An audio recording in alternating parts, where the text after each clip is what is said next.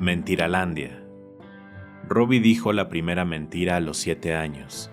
Su madre le había dado un billete viejo y arrugado y le había pedido que fuera a la tienda a comprarle una cajetilla de Kent largos. Con el dinero, Robbie se compró un helado. Las monedas del cambio las escondió debajo de una piedra grande en el patio trasero del edificio en el que vivían, y cuando volvió a casa le contó a su madre que un niño pelirrojo con un aspecto horroroso y al que le faltaba uno de los dientes delanteros, lo había parado en plena calle y le había dado una bofetada quitándole el billete. Ella se lo creyó. Y desde entonces Robbie no ha dejado de mentir. Cuando estaba en la preparatoria, se fue a Eliad y se tiró en la playa casi una semana, después de haberle vendido al profesor de su curso el cuento de que su tía de Beersheba le habían diagnosticado un cáncer. En el servicio militar, esa tía imaginaria ya se había quedado ciega, y así es como pudo ayudar a Robbie a salir del problema en el que se había metido por abandono del puesto de guardia, y eso sin ser detenido, ni siquiera arrestado. En el trabajo justificó en una ocasión un retraso de 2 horas con la mentira de que se había encontrado un pastor alemán atropellado en la cuneta y que lo había llevado al veterinario. En la mentira el perro se quedó paralítico de 2 patas y el retraso fue completamente olvidado. Fueron muchísimas las mentiras que Robbie el Grablí tuvo ocasión de contar durante su vida. Mentiras mancas y enfermas, violentas y malvadas. Mentiras con piernas y con ruedas. Mentiras con chaquetas y mentiras con bigote. Unas mentiras que se inventaba al instante, sin pensar en que un día fuera a tener que volver a encontrarse con ellas. Todo empezó en un sueño corto y muy poco claro sobre su madre muerta. En el sueño estaban sentados los dos en una esterilla en medio de una plataforma blanca, sin más detalles, una extensión blanca que parecía no tener ni principio ni fin. A su lado, en la infinita plataforma blanca había una máquina expendedora de chicles, de las antiguas, con la parte de arriba transparente y una rendija por la que se echaba la moneda. Si se giraba una palanca le salía a uno un chicle de bola. En el sueño, la madre de Robbie le dijo que empezaba a fastidiarle eso de estar en el otro mundo, porque aunque la gente ahí era muy buena, no había cigarros. No es solo que no haya cigarros, sino que encima no hay café, ni existe la emisora Rashet Bet. No hay nada de nada. Tienes que ayudarme, Robbie, le dijo. Tienes que comprarme un chicle. Recuerda que yo te crié, hijo mío. Durante un montón de años te lo di todo sin pedir nada a cambio, y ahora ha llegado el momento de recompensar un poquito a tu anciana madre. Cómprame una bola de chicle, de ser posible roja, aunque si te sale un azul, tampoco pasa nada. En el sueño, Robbie rebuscó una moneda en el bolsillo, pero no encontró ninguna. No tengo dinero, mamá, le dijo bañado en lágrimas. No tengo ni un centavo. He buscado bien en todos mis bolsillos. Siendo como era que él nunca lloraba cuando estaba despierto, resultaba raro que ahora llorara en el sueño. ¿Has buscado también debajo de la piedra?, le preguntó su madre, cubriendo con su mano la de él. ¿Estarán todavía ahí aquellas monedas? Y entonces se despertó. Eran las 5 de la mañana de un sábado y fuera todavía estaba oscuro. Robbie se encontró subiéndose al coche y dirigiéndose al lugar en el que vivió de niño. Siendo un sábado por la mañana, sin tráfico en la carretera, le llevó menos de 20 minutos llegar. En la planta baja del edificio, donde en su día había estado la tienda de Pliskin, habían abierto una de esas tiendas donde todo cuesta lo mismo, y al lado, en lugar de la zapatería, había ahora una tienda de una compañía de celulares que tenía tal variedad de terminales en el escaparate que se diría que no existía el mañana. Pero lo que era el edificio en sí, seguía igualito que siempre. Habían pasado más de 20 años desde que se fueron, y entre tanto, ni siquiera lo habían vuelto a pintar. El patio también seguía igual, con unas cuantas flores, la llave, el viejo manómetro oxidado y un montón de malas hierbas. Y en un rincón del patio, al lado del tendero que todos los años convertíamos en Zucca, estaba la piedra blanca.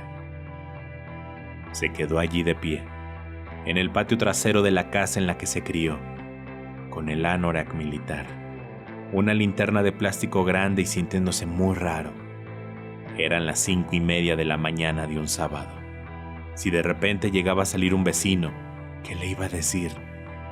Mi madre muerta se me apareció en sueños y me pidió que le compre un chicle de bola, así que he venido por unas monedas. Resultaba bastante raro que la piedra siguiera allí después de tantos años, aunque pensándolo bien, tampoco es que las piedras se dediquen a marcharse por su cuenta a ningún lado. Levantó la piedra con cierto miedo, como si bajo ella pudiera encontrarse escondido un escorpión. Pero allí no había ni escorpión, ni serpiente, ni ningunas monedas de lira, sino un hueco del diámetro de una toronja que irradiaba luz. Robbie intentó mirar al interior del hueco, pero la luz lo cegaba. Vaciló un instante, metió la mano y después el brazo entero, hasta el hombro. Se tiró en el suelo esforzándose por llegar a tocar algo en el fondo del foso, pero este no tenía fondo, y lo único que consiguió tocar tenía el tacto de un frío metal, como de una palanca, la palanca de una máquina expendedora de chicles. Robbie giró la palanca con todas sus fuerzas y notó que el mecanismo le obedecía. Ahora había llegado el momento en el que un enorme chicle redondo debía salir recorriendo el camino que va desde el interior metálico de la máquina hasta la palma de la mano del emocionado niño que lo esperaba impaciente. Ahora era el momento en el que todo eso debía suceder. Pero no sucedió, porque en el momento en el que Robbie terminó de girar la palanca, apareció aquí.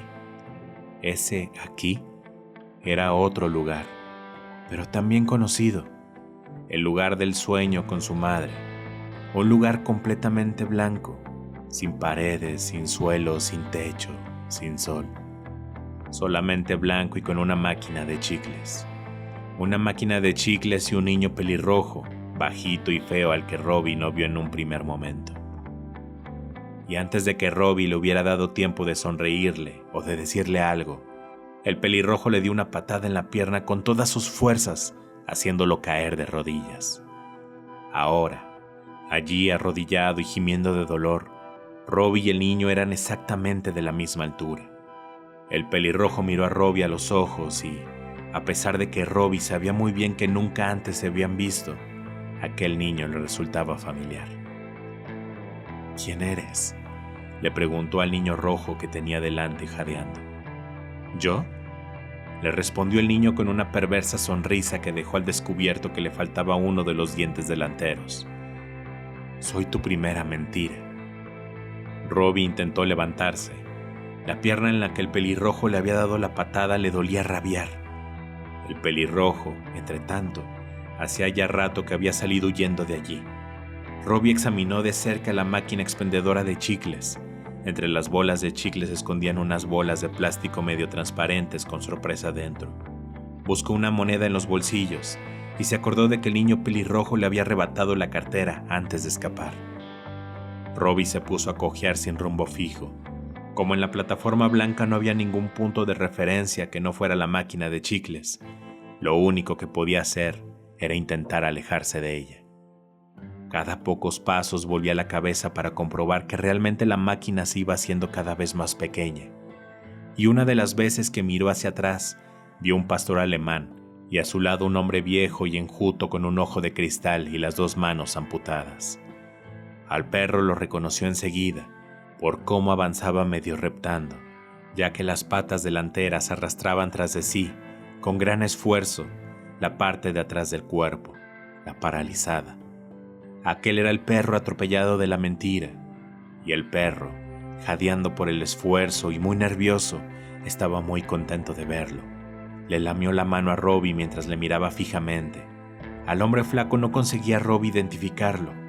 El anciano le tendió el gancho que llevaba montado sobre el muñón derecho para estrecharle la mano. «Robbie», dijo este con una inclinación de cabeza. «Igor», se presentó el anciano, palmeándole la espalda a Robbie con uno de los ganchos.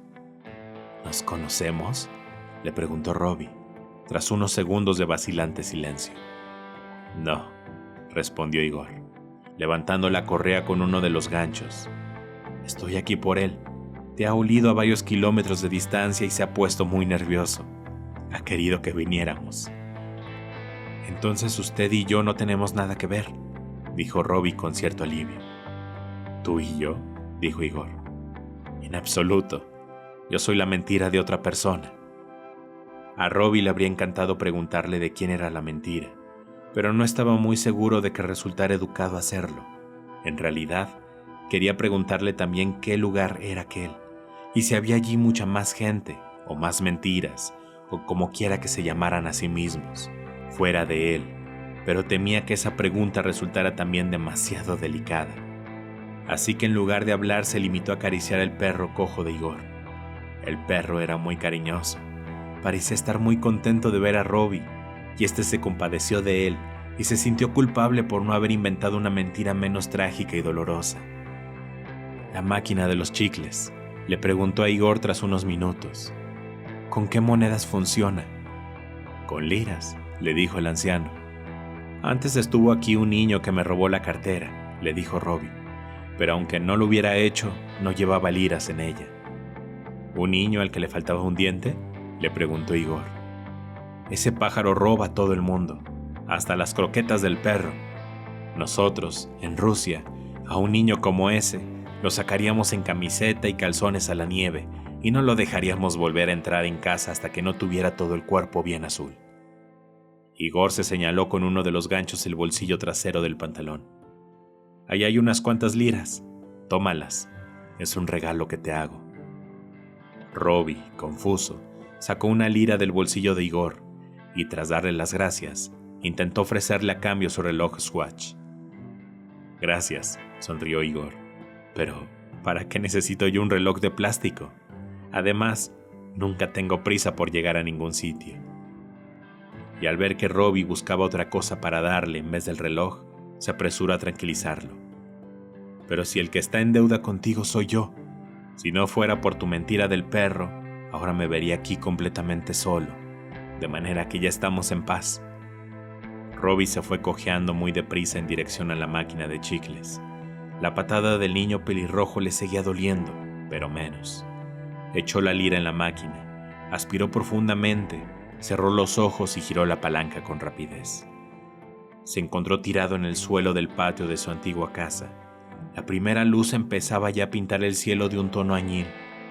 Robbie sacó la mano apretada en un puño del profundo foso, y cuando la abrió descubrió en ella un chicle redondo y rojo. Antes de marcharse puso la piedra en su sitio.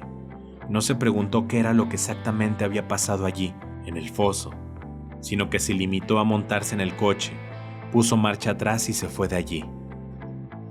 El chicle rojo lo metió debajo de la almohada para su madre, por si volvía en sueños. Durante los primeros días Robbie todavía pensó mucho en aquello, en el perro, en Igor y en sus demás mentiras, con las que por suerte no se había encontrado, porque estaba aquella extraña mentira que una vez le había dicho a Ruthie, su novia anterior, cuando no había ido a la cena del viernes a casa de los padres de ella, y le dijo que su sobrina, que vivía en Netanya, tenía un marido muy violento que la amenazaba con matarla y que por eso había tenido que ir allí a calmar los ánimos.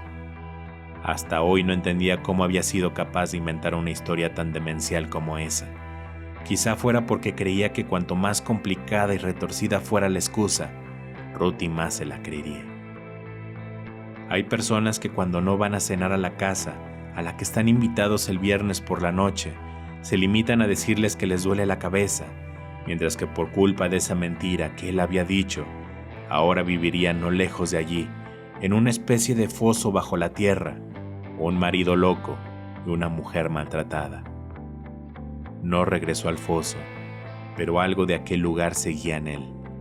Al principio todavía seguía mintiendo, pero decía mentiras positivas, nada de pegar palizas, ni de personas que cojeaban o que tenían cáncer. Llegaba tarde al trabajo porque había tenido que ir a regar las plantas a casa de una tía suya que se había ido a visitar a su maravilloso hijo a Japón.